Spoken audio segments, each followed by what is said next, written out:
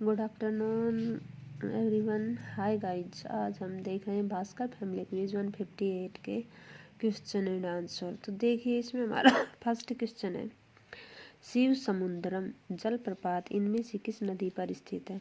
अब जो शिव समुद्रम जलप्रपात है वो हम देखते हैं कि किस नदी के ऊपर स्थित है। कावेरी नदी के ऊपर स्थित है। तो इसका आंसर क्या आ जाएगा, कावेरी नदी। ये जो शिव समुद्रम जलप्रपात है ये कर्नाटक में स्थित है, कर्नाटक में स्थित है और कावेरी नदी के ऊपर बना हुआ है। कर्नाटक में ये नदी मुख्य रूप से दो भागों में बट जाती है, गगनचुक्की और भरचुक्की। गगनचुक्की और भरचुक्की नदियों में बट जाती है और एक बहुत ही खूबसूरत जलप्रपात शिव समुद्रम का क्या हो जाता है, निर्माण हो जाता है। दूसरा क्वेश्चन है, प्रसिद्ध अंग्रेजी पुस्तक मालगुडी डेज के रचनाकार इनमें से कौन है। अब हम देखते हैं कि जो प्रसिद्ध पुस्तक है मालगुडी डेज, इसके रचनाकार R.K. नारायण है। इन्होंने बहुत ही सुंदर छोटी छोटी स्टोरीज लिखी हैं मालगुडी डेज के ऊपर, जो इंग्लिश लिटरेचर में चलती हैं। अब ये जो मालगुडी डेज है ये हमारा क्या है, दक्षिण भारत का एक काल्पनिक शहर है। ये वास्तविक शहर नहीं है, काल्पनिक शहर है, जो मुख्य रूप से हमें R.K. नारायण की मालगुडी डेज की जो स्टोरियां हैं उनके अंदर इस नगर का विशेष रूप से उल्लेख मिलता है हमें। ठीक है। तीसरा क्वेश्चन है, भारत की पहली रेलगाड़ी इनमें से किस राज्य में चली थी।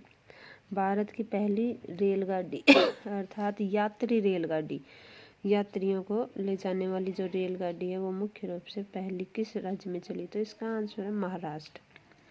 भारत की प्रथम रेलगाड़ी महाराष्ट्र में 16 अप्रैल 1953 में बम्बई के बोरी बंदर से लेकर के थाने तक चली। कहाँ तक, महाराष्ट्र में मुंबई में बोरी बंदर से लेकर के थाने स्टेशन तक भारत की प्रथम रेलगाड़ी 16 अप्रैल 1953 को चली। ठीक है। नेक्स्ट क्वेश्चन है, भारत में नालंदा विश्वविद्यालय की स्थापना इनमें से किसने की।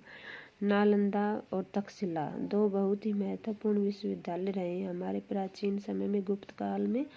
तो जो नालंदा विश्वविद्यालय है इसकी स्थापना गुप्त वंश के जो हमारे सम्राट रहे हैं कुमारगुप्त वंश के कुमारगुप्त ने नालंदा विश्वविद्यालय की 5वीं शताब्दी में, कौन सी शताब्दी में, 5वीं शताब्दी में कुमारगुप्त ने नालंदा विश्वविद्यालय की स्थापना की थी।